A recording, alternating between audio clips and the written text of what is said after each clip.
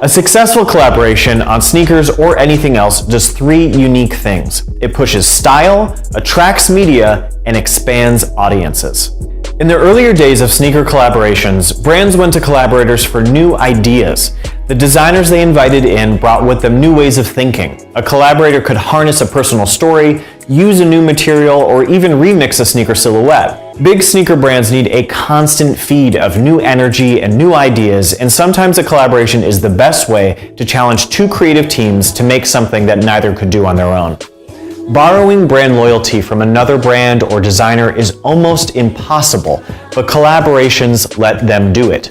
All of this works out for the consumer as well. Sneaker fans get new and exciting projects with release events that strengthen the community. Until it all goes wrong. One of the first times it ever went wrong in a big way was with Jeff Staples' first Pigeon Dunk in 2005.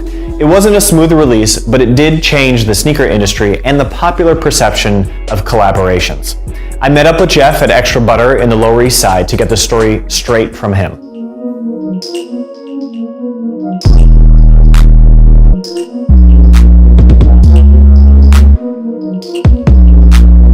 What's up, guys? We're here with Jeff Staple at Extra Butter in the Lower East Side. Thank you so much for joining us today. Thank you for coming. So I want to talk to you about the Pigeon Dunk release, February 22nd, 2005. Yes. Leading up to that, you had done a bunch of work with Nike before. Mm-hmm. Did this feel any different before the product started appearing? No. We had done about 6 to 8 different shoes with Nike before. Yeah. And so this was one of them. No, it didn't feel different. It felt like another project and another release. It felt a little bit different starting about 4 days leading up to the release when kids started camping out in front of the store. And even campouts back then were like few and far between. They were quite rare, but not unheard of, you know? And we thought, oh good, these should sell well. That was it, you know? That was 150 pairs of these should do okay. They should do okay. Right. And that's how naive we were at the time. Like there was no allocated drops where like, you know, it's just gonna blow out. And then it wasn't really until the morning of that sort of like the shit hit the fan, you know?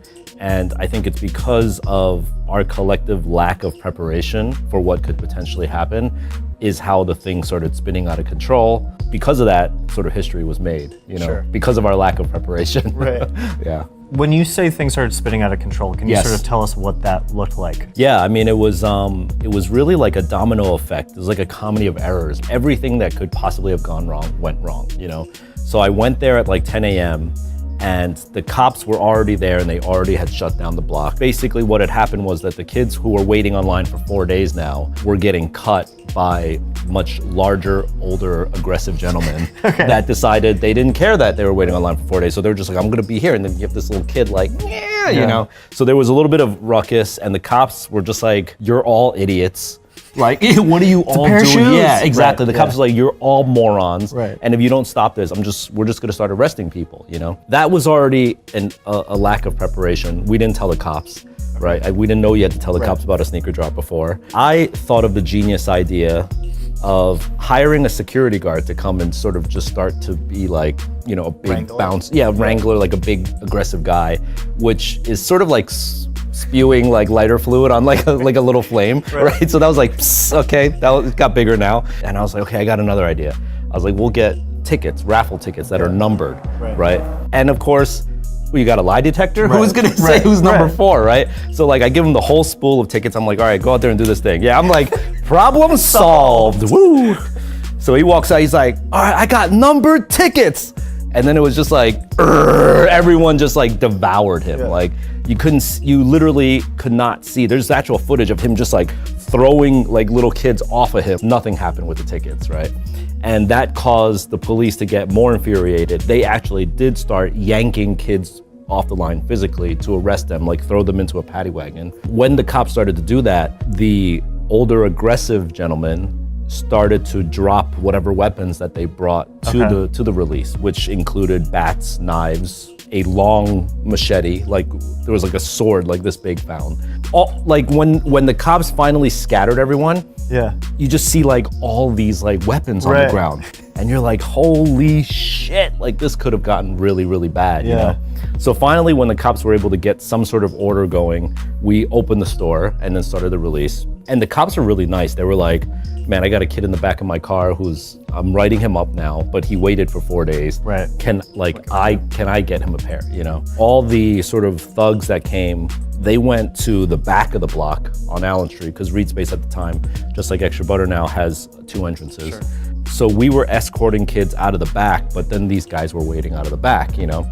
So the NYPD then called the TLC, which is the Taxi Limousine Commission, to have a bunch of taxi cabs lined up out the back, so that kids were just getting into the taxis to get out. And some of the kids were like, I spent all my dough on these shoes, I have no money. And the cops were just like, here's $5, go anywhere. Go as far as the $5 will take you and run from there. The journalist for the New York Post lived in the Lower East Side. Got it. And so she saw what was going on and was there to really break the story. Right. And because she broke the story, CBS News and NBC News also came right away.